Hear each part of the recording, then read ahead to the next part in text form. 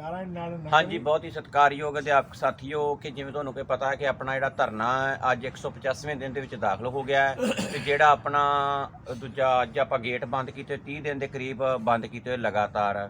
ਦੇਖੋ ਜੀ, ਤੁਹਾਨੂੰ ਪਤਾ ਵੀ ਠੰਡ ਬਹੁਤ ਜ਼ਿਆਦਾ ਹੋ ਗਈ ਹੈ। ਇੱਕ ਤਾਂ ਮੈਂ ਬੇਨਤੀ ਕਰੂੰਗਾ ਸਾਰੇ ਅਧਿਆਪਕਾਂ ਨੂੰ ਵੀ ਜਿਹੜੀ ਆਪਣੀ ਲੜਾਈ ਹੈ, ਮੈਂ ਅੱਗੇ ਵੀ ਅਪੀਲ ਕਰਦਾ ਹਰ ਵਾਰ ਵੀ ਆਖਰੀ ਦੌਰ ਦੇ ਵਿੱਚ ਆਪਾਂ ਪਹੁੰਚ ਗਏ ਹਾਂ।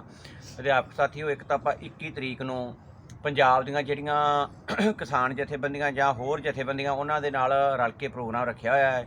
ਠੀਕ ਹੈ, ਅੱਜ ਆਪਣੇ ਪ੍ਰੋਗਰਾਮ ਅੱਜ ਧਰਨੇ ਦੇ ਵਿੱਚ ਲੱਖਾ ਸਿਧਾਣਾ ਜੀ ਨੇ ਆਉਣਾ ਸੀ, ਪਰ ਜਿਹੜਾ ਉਹਨਾਂ ਦਾ ਆਉਣ ਦਾ ਅੱਜ ਕੈਂਸਲ ਹੋ ਗਿਆ। ਉਹਨਾਂ ਦਾ ਵਾਇਸ ਮੈਸੇਜ ਵੀ ਆ ਗਏ ਮੇਰੇ ਕੋਲ ਵੀ ਅਸੀਂ ਅੱਜ ਸਾਨੂੰ ਤਰਨਤਾਰਨ ਜਾਣਾ ਪੈ ਗਿਆ ਕਿਸੇ ਕੰਮ ਕਰਕੇ। ਅਸੀਂ ਪਟਿਆਲੇ ਤੋਂ ਵਾਪਸ ਗਏ ਹਾਂ, ਪਰ ਫਿਰ ਵੀ ਆਉਂਦੇ ਅਸੀਂ ਤੁਹਾਡੇ ਨਾਲ ਜੁੜੇ ਹੋਏ ਹਾਂ। ਸਾਡੀ ਦਿਲੋਂ ਹਮਦਰਦੀ, ਅਸੀਂ ਕੋਸ਼ਿਸ਼ ਕਰਦੇ ਹਾਂ 1-2 ਦਿਨ ਦੇ ਵਿੱਚ ਤੁਹਾਡੇ ਕੋਲ ਆਉਣੇ ਆ, ਪਰ ਅਸੀਂ ਆਪਦੇ ਵੱਲੋਂ ਉਹਨਾਂ ਨੂੰ ਇਹ ਅਪੀਲ ਕੀਤੀ ਸੀ ਕਿ ਤੁਸੀਂ 21 ਤਰੀਕ ਨੂੰ ਸਾਡੇ ਇਕੱਠ ਦੇ ਵਿੱਚ ਆਓ, ਕਿਉਂਕਿ ਜੋ ਅਸੀਂ ਖਰੜ ਦੇ ਵਿੱਚ ਬੰਦ ਕਰਾਂਗੇ ਜਾਂ ਅਸੀਂ ਉਹ ਜਿਹੜਾ ਸੈਕਿੰਡ ਅਸੀਂ ਆਪਸ਼ਨ ਦੀ ਇਹ ਸੋਚ ਕੇ ਚੱਲ ਰਹੇ ਹਾਂ ਵੀ ਅਸੀਂ ਉਹ ਮਤਲਬ ਉਹ ਜਾਂ ਹੀ ਘੱਟ ਤੋਂ ਘੱਟ ਅਸੀਂ ਉਹ ਚੰਡੀਗੜ੍ਹ ਦੇ ਵਿੱਚ ਅਸੀਂ ਵੀ ਉਹ ਬੰਦ ਵੀ ਕਰ ਸਕਦੇ ਹਾਂ, ਕਿਉਂਕਿ ਅਸੀਂ ਸੋਚਿਆ ਵੀ 2 ਲੋਕੇਸ਼ਨਾਂ ਰੱਖਣੀਆਂ ਨੇ, ਅਸੀਂ ਚੰਡੀਗੜ੍ਹ ਵੀ ਰੱਖ ਸਕਦੇ ਹਾਂ। ਪਰ ਮੈਂ ਅਧਿਆਪਕਾਂ ਨੂੰ ਬੇਨਤੀ ਕਰੂੰਗਾ ਵੀ ਜਿਵੇਂ ਠੰਡ ਵੱਧ ਰਹੀ ਆ, ਨਾਲ ਦੀ ਨਾਲ ਚੋਣ ਜਾਬਤਾ ਵੀ ਨੇੜੇ ਆ ਰਿਹਾ ਹੈ।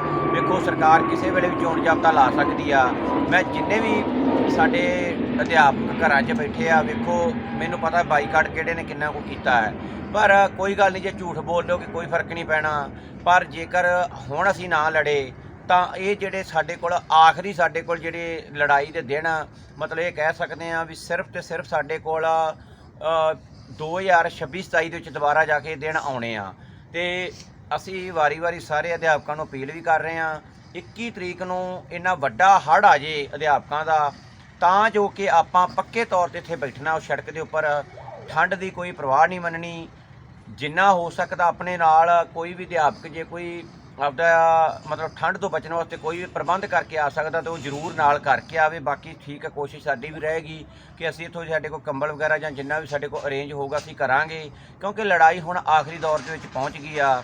ਸਾਨੂੰ ਜਿਹੜੀ ਠੰਡ ਆ ਜਾਂ ਸਰਕਾਰਾਂ ਹੈ ਇਹਦੇ ਨਾਲ ਹੁਣ ਲੜਨਾ ਪਵੇਗਾ, ਕਿਉਂਕਿ ਜਿਹੜੀ ਆਪਣੀ ਮੰਗ ਇਹ ਆ ਵੀ ਸਰਕਾਰ ਸਾਨੂੰ, ਜੇਕਰ ਜਿਵੇਂ ਅਸੀਂ ਦੇਖ ਰਹੇ ਦੂਜੇ ਡਿਪਾਰਟਮੈਂਟਾਂ ਨੂੰ ਜਿਵੇਂ PRTC ਵਾਲੇ ਹੋ ਗਏ ਜਾਂ ਹੋਰ ਡਿਪਾਰਟਮੈਂਟ ਵਾਲਿਆਂ ਨੂੰ ਸਰਕਾਰ ਕਰ ਰਹੀ ਆ, ਹੱਲ ਉਹਨਾਂ ਦੇ ਵੀ ਕੀਤੇ ਆ। ਜੇਕਰ ਆਪਾਂ ਸੜਕ ਬੰਦ ਕਰਾਂਗੇ ਜਾਂ ਕੋਈ ਵੱਡਾ ਐਕਸ਼ਨ ਕਰਾਂਗੇ, CM ਦੀ ਕੋਠੀ ਦੇ ਅੱਗੇ ਹਜ਼ਾਰਾਂ ਦਾ ਇਕੱਠ ਲੈ ਕੇ ਜਾ ਕੇ ਬਿਨਾਂ ਦੱਸੇ ਬੈਠ ਜਾਾਂਗੇ, ਤਾਂ ਸਰਕਾਰ ਦੀ ਸਿਹਤ 'ਤੇ ਕੋਈ ਅਸਰ ਹੋਣਾ ਹੈ। ਅਦਰਵਾਈਜ਼ ਆਪਾਂ ਦੇਖ ਲਿਆ ਕਿ ਪਹਿਲਾਂ PRTC ਵਾਲਿਆਂ ਬੱਸਾਂ ਬੰਦ ਕਰ ਛੱਡੀਆਂ, ਕੋਈ ਫਰਕ ਨਹੀਂ ਪਿਆ।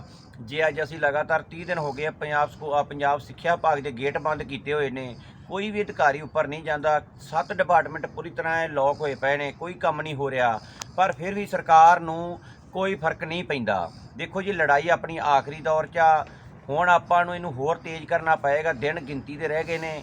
ਇਸ ਕਰਕੇ ਸਾਰੇ ਅਧਿਆਪਕ ਜਿੰਨੇ ਵੀ ਭਾਈ ਘਰਾਂ ਦੇ ਵਿੱਚ ਬੈਠੇ ਨੇ ਉਹ ਵੱਡੇ ਰੂਪ ਦੇ ਵਿੱਚ ਮੋਹਾਲੀ ਧਰਨੇ ਦੇ ਵਿੱਚ 21 ਤਰੀਕ ਨੂੰ ਨਹੀਂ, ਮੈਂ ਤਾਂ ਕਹੂੰਗਾ 20 ਤਰੀਕ ਨੂੰ ਸ਼ਾਮ ਨੂੰ ਪਹੁੰਚ ਜਾਣਾ, ਤੇ 20, 21, 22, 23 ਤੱਕ ਚਾਹੇ ਆਪਾਂ ਨੂੰ ਲੱਗ ਜਾਣਾ। ਚੋਣ ਜਾਬਤਾ ਵੀ ਕਿਸੇ ਦਿਨ ਲੱਗ ਸਕਦਾ, ਪਰ ਉੱਥੋਂ ਹੱਲ ਕਰਾ ਕੇ ਉੱਠਾਂਗੇ। ਇੱਕ ਵਿਸ਼ਵਾਸ ਤੋਂ ਦਵਾ ਦਿੰਦੇ ਹਾਂ, ਜੇਕਰ ਪ੍ਰਸ਼ਾਸਨ ਕੋਈ ਵੀ ਮੀਟਿੰਗ ਲੈ ਕੇ ਆਉਂਦਾ ਜਾਂ ਕੋਈ ਵੀ ਇਹੋ ਚੀਜ਼ ਲੈ ਕੇ ਆਉਂਦਾ ਹੈ, ਬਿਲਕੁਲ ਜਵਾਬ ਦਿੱਤਾ ਜਾਊਗਾ। ਔਨ ਦੀ ਸਪੋਰਟ ਮੰਗ ਕਰਾਂਗੇ, ਕੋਈ ਪੱਕਾ ਹੱਲ ਕੀਤਾ ਜਾਵੇ, ਕੋਈ ਹੱਲ ਕੱਢਿਆ ਜਾਵੇ, ਚਾਹੇ ਸਰਕਾਰ ਜਿਵੇਂ ਮਰਜ਼ੀ ਕਰੇ, ਉਹ ਸਰਕਾਰ 'ਤੇ ਡਿਪੈਂਡ ਕਰਦਾ ਹੈ। ਧੰਨਵਾਦ। ਹਾਂਜੀ ਅਧਿਆਪਕ ਸਾਥੀਓ, ਮੈਂ ਰਾਜ ਮੈਡਮ ਡਿਸਟ੍ਰਿਕਟ ਹੁਸ਼ਿਆਰਪੁਰ ਤੋਂ ਤੁਹਾਨੂੰ ਇਹੀ ਅਪੀਲ ਕਰਦੀ ਹਾਂ, ਜਿੱਥੇ 6 ਮਹੀਨੇ ਅਸੀਂ ਧਰਨੇ ਨੂੰ ਦਿੱਤੇ ਆ, ਇੰਨੀ ਜਦੋਜਹਿਦ ਕੀਤੀ ਆ, ਠੀਕ ਹੈ, ਸਾਰੇ ਸਾਥੀ ਹੁਮ-ਹੁਮਾ ਕੇ ਪਹੁੰਚੇ ਆ ਧਰਨੇ ਤੇ ਮੋਹਾਲੀ, ਤੇ ਹੁਣ ਅਸੀਂ ਜਿੱਥੇ 6 ਮਹੀਨੇ ਲਗਾਏ ਆ, ਹੋ ਸਕਦਾ ਕਿ ਸਾਨੂੰ ਜਿਹੜੇ ਲਾਸਟ ਮੂਮੈਂਟ ਤੇ ਆ ਕੇ ਕਈਆਂ ਨੇ ਹੌਸਲੇ ਢਾਹ ਦਿੱਤੇ ਆ। ਜੇ ਤੁਸੀਂ ਹੌਸਲੇ ਹੀ ਢਾਣੇ ਸੀਗੇ ਤਾਂ ਫਿਰ ਸਾਨੂੰ ਉਸ ਅੰਦੋਲਨ ਦੀ ਸ਼ੁਰੂਆਤ ਨਹੀਂ ਸੀ ਕਰਨੀ ਚਾਹੀਦੀ।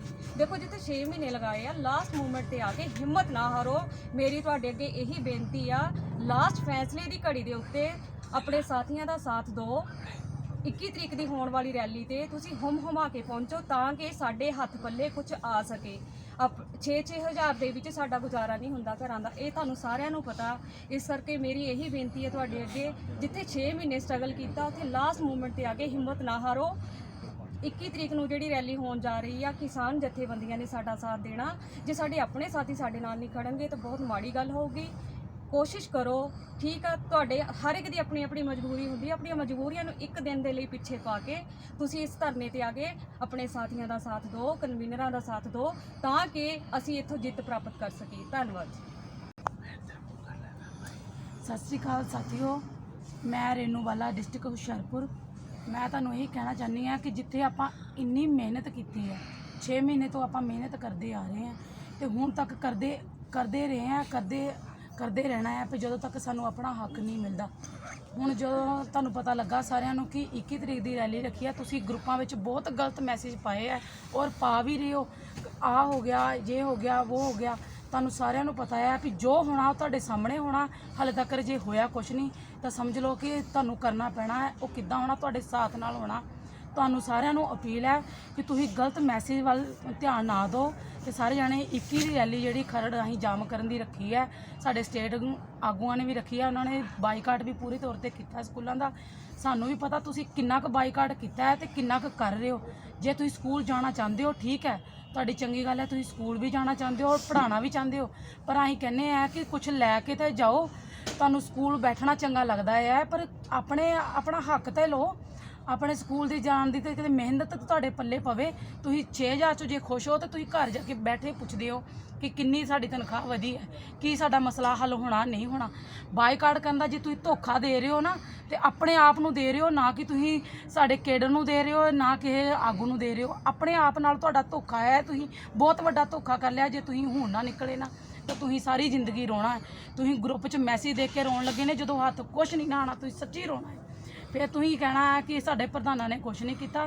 ਅਸੀਂ ਵੀ ਇੱਥੇ ਬੈਠੇ ਹਾਂ, ਠੰਡ ਵਿੱਚ ਬੈਠੇ ਹਾਂ। ਅਸੀਂ ਇਹ ਇੰਨੇ ਜਾਣੇ ਜਿਹੜੇ ਸਾਥੀ ਹੈ ਰੋਜ਼ ਬਹਿੰਦੇ ਆ, ਅਸੀਂ ਰਾਤ ਰਹਿ ਕੇ ਜਾਂਦੇ ਹਾਂ, ਇੰਨਾ ਚਿਰ ਰਹਿ ਕੇ ਜਾਂਦੇ ਹਾਂ।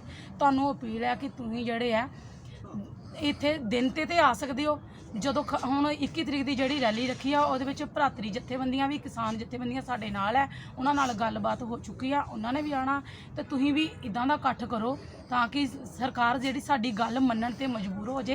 ਤੇ ਆਪਾਂ ਉਹਨਾਂ ਤੋਂ ਇਹੀ ਮੰਗ ਰੱਖੀਏ ਕਿ ਸਾਨੂੰ ਮਰਜ਼ ਕਰ ਦਿਓ। ਜਿੱਦਾਂ PRTC ਵਾਲਿਆਂ ਦੀ ਜਾਂ ਪਨਬਸ ਵਾਲਿਆਂ ਦੀ ਜੋ ਵੀ ਮੰਗ ਹੋਈ ਆ, ਉਹਨਾਂ ਦੀ ਹੱਲ ਹੋਇਆ, ਇਦਾਂ ਹੀ ਤੁਸੀਂ ਕਰਵਾਉਣਾ ਹੈ। ਉਹ ਤੁਹਾਡੇ ਸਾਥ ਨਾਲ ਹੋਣਾ ਆ। ਆਪਾਂ ਇਕੱਲੇ ਕੁਛ ਨਹੀਂ ਕਰ ਸਕਦੇ, ਨਾ ਹੀ ਇਕੱਲੇ ਆਗੂ ਕੁਛ ਕਰ ਸਕਦੇ ਆ। ਜੇ ਤੁਸੀਂ ਚਾਹੁੰਦੇ ਆ ਕੁਛ ਲੈਣਾ ਹੈ ਤੇ 21 ਦੀ ਰੈਲੀ ਵਿੱਚ ਜ਼ਰੂਰ ਪਹੁੰਚੋ। ਤੇ ਮੈਂ ਤੁਹਾਨੂੰ ਇੱਕ ਗੱਲ ਹੋਰ ਕਹਿਣਾ ਚਾਹੁੰਦੀ ਆ, ਜਿੱਦਾਂ ਹੁਣ ਤੁਸੀਂ ਕਹਿੰਦੇ ਆ ਕਿ ਇੰਨੀ ਤਨਖਾਹ ਵਧੀ ਹੈ, ਇੰਨਾ ਇਹ ਹੋਇਆ, ਇਹ ਵਾਧਾ ਹੋਇਆ, ਇਦਾਂ ਨਹੀਂ ਹੋਣਾ। ਜੇ ਵਾਧਾ ਕਰਾਉਣਾ ਹੈ, ਜੇ ਸਰਕਾਰ ਸਾਨੂੰ ਮਰਜ਼ ਨਹੀਂ ਕਰਦੀ ਤਾਂ ਆਪਾਂ ਪੇ ਵਾਧੇ ਦੀ ਗੱਲ ਕਰਦੇ ਹਾਂ ਕਿ ਸਾਡੀ ਹੋਰ ਨਹੀਂ ਤਾਂ ਕੁਛ 40,000 ਰੁਪਇਆ ਸੈਲਰੀ ਕਰ ਦਿਓ। ਇਹ ਤੋਂ ਵੱਧ ਅਸੀਂ ਸਰਕਾਰ ਤੋਂ ਹੋਰ ਜਾਂਦੀ ਵਾਰ ਕੁਛ ਨਹੀਂ ਲੈ ਸਕਦੇ। ਜੇ ਤੁਸੀਂ ਲੈਣਾ ਚਾਹੁੰਦੇ ਹੋ ਤੇ 21 ਦੀ ਰੈਲੀ ਵਿੱਚ ਜ਼ਰੂਰ ਪਹੁੰਚੋ।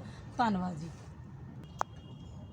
ਵਾਹਿਗੁਰੂ ਜੀ ਕਾ ਖਾਲਸਾ, ਵਾਹਿਗੁਰੂ ਜੀ ਕੀ ਫਤਿਹ। ਦਾਸ ਜਸਵੀਰ ਸਿੰਘ ਵੱਡੋਂ ਆਪ ਜੀ ਨੂੰ ਅਪੀਲ ਕਰਦਾ ਹੈ ਕਿ ਸਾਥੀਓ, ਇਹ ਧਰਨਾ ਤੁਹਾਡਾ ਆਪਣਾ ਧਰਨਾ ਹੈ। ਇਹਦੇ ਵਿੱਚ ਤਨੋ ਮਨੋ ਆਓ, ਵੱਧ ਤੋਂ ਵੱਧ ਇਕੱਠ ਦਿਖਾਓ ਤਾਂ ਕਿ ਅਸੀਂ ਇਸ ਧਰਨੇ ਨੂੰ ਪਹਿਲੇ ਦਿਨ ਤੋਂ ਲੈ ਕੇ ਚੱਲੇ ਸੀ ਆਪਾਂ ਕੁਝ ਪ੍ਰਾਪਤੀ ਕਰਾਂਗੇ। ਸੋ ਪ੍ਰਾਪਤੀਆਂ ਵੀ ਸੰਘਰਸ਼ ਦੌਰਾਨ ਹੀ ਹੁੰਦੀਆਂ ਆ। ਮਨਮੁਟਾਵ ਨਹੀਂ ਚਾਹੀਦੇ ਆ। ਇਹਦੇ ਨਾਲ ਆਪਣੇ ਸਮੂਹ ਜਥੇਬੰਦੀ ਦਾ ਨੁਕਸਾਨ ਹੀ ਹੁੰਦਾ ਆ, ਕੋਈ ਫਾਇਦਾ ਨਹੀਂ ਹੁੰਦਾ ਆ। ਸੋ ਆਪ ਜੀ ਨੂੰ ਬੇਨਤੀ ਆ ਕਿ ਜਿਹੜੇ ਮਨਮੁਟਾਵ ਉਹਨੂੰ ਤਿਆਗੋ ਤੇ ਤਰੱਕੀ ਦੇ ਰਾਹ ਤੇ ਚਲੀਏ ਤਾਂ ਕਿ ਤਨਖਾਹ ਦੇ ਵਿੱਚ ਵਾਧਾ ਹੋ ਸਕੇ। ਸੋ ਮੋਟੀਵੇਟ ਕਰੋ। ਜਿਹੜੇ ਆਪਣੇ ਬੱਚਿਆਂ ਨੂੰ ਪੜ੍ਹਾਉਂਦੇ ਹੋ, ਉਹਨਾਂ ਦੇ ਮਾਪੇ ਨੂੰ ਵੀ ਮੋਟੀਵੇਟ ਕਰੋ, ਆਪਣੇ ਪਰਿਵਾਰ ਨੂੰ ਮੋਟੀਵੇਟ ਕਰੋ ਤਾਂ ਕਿ ਸੰਘਰਸ਼ ਦੇ ਇਸ ਘੋਲ ਦੇ ਵਿੱਚ ਅਸੀਂ ਵੱਧ ਚੜ੍ਹ ਕੇ ਹਿੱਸਾ ਲਈਏ। ਆਪ ਵੀ ਆਈਏ, ਆਪਣੇ ਪਰਿਵਾਰਾਂ ਨੂੰ ਵੀ ਲਿਆਈਏ। ਕੋਸ਼ਿਸ਼ ਕਰੀਏ ਕਿ ਜਿਹੜੇ ਬੱਚੇ ਪੜ੍ਹਦੇ ਨੇ ਉਹਨਾਂ ਨੂੰ ਵੀ ਅਪੀਲ ਕਰੀਏ ਕਿ ਭਾਈ ਤੁਹਾਡੀ ਸਾਨੂੰ ਇਸ ਵਾਰ ਲੋੜ ਹੈ। ਸਮੂਹ ਜਥੇਬੰਦੀਆਂ ਨੂੰ ਵੀ ਅਪੀਲ ਕਰੋ, ਕਿਸਾਨਾਂ ਨੂੰ ਵੀ ਅਪੀਲ ਕਰੋ, ਭਰਾਤਰੀ ਜਥੇਬੰਦੀਆਂ ਨੂੰ ਵੀ ਅਪੀਲ ਕਰੋ ਤਾਂ ਕਿ ਇਸ ਘੋਲ ਦੇ ਵਿੱਚ ਵੱਧ ਤੋਂ ਵੱਧ ਆਪਣਾ ਸਾਥ ਦਈਏ ਤੇ ਨਾਲੇ ਸਾਥ ਮੰਗੀਏ। ਸੋ ਵਾਰ-ਵਾਰ ਇਹੀ ਬੇਨਤੀ ਹੈ। ਇਹਦਾ ਮਤਲਬ ਇਹ ਨਾ ਹੋਵੇ ਕਿ ਭਰਾਤਰੀ ਜਥੇਬੰਦੀਆਂ ਆ ਜਾਣ, ਤੁਹਾਡੀ ਆਪਣੀ ਗਿਣਤੀ ਘੱਟ ਹੋਵੇ ਤੇ ਇਹਦੇ ਨਾਲ ਜਿਹੜਾ ਧਰਨਾ ਆ ਕਮਜ਼ੋਰ ਪੈਂਦਾ ਆ, ਜਥੇਬੰਦੀ ਨੂੰ ਕਮਜ਼ੋਰ ਪੈਂਦਾ। ਅਗਲੇ ਕਹਿੰਦੇ ਯਾਰ ਸਾਥੀ ਤਾਂ ਆਏ ਨਹੀਂ, ਬਾਹਰਲੇ ਝੰਡੇ ਦਾ ਉਹਨਾਂ ਨੇ ਕਿਸਾਨਾਂ ਵੀਰਾਂ ਨੂੰ ਵੀ ਫੜੇ ਹੋਣੇ ਆ, ਹੋਰ ਭਰਾਤਰੀ ਜਥੇਬੰਦੀਆਂ ਨੇ ਵੀ ਫੜੇ ਹੋਣੇ ਆ। ਸੋ ਦਾਸ ਵੱਲੋਂ ਵਾਰ-ਵਾਰ ਇਹੀ ਅਪੀਲ ਹੈ ਕਿ ਭਾਈ ਵੱਧ ਤੋਂ ਵੱਧ ਇਕੱਠ ਦਿਖਾਓ। ਜਿਹੜੀ ਤਨਖਾਹ ਦਾ ਵਾਧਾ ਆ ਉਹ ਵੀ ਹੋਵੇ ਤੇ ਕੋਸ਼ਿਸ਼ ਇਹੀ ਹੋਊਗੀ ਅਸੀਂ ਲਾਸਟ ਤੱਕ ਜਿਹੜੀਆਂ ਪੋਸਟਾਂ ਦੀ ਰੈਗੂਲਰ ਦੀ ਮੰਗ ਕਰਾਂਗੇ ਔਰ ਰੈਗੂਲਰ ਪੋਸਟ ਲੈ ਕੇ ਹੀ ਜਾਵਾਂਗੇ।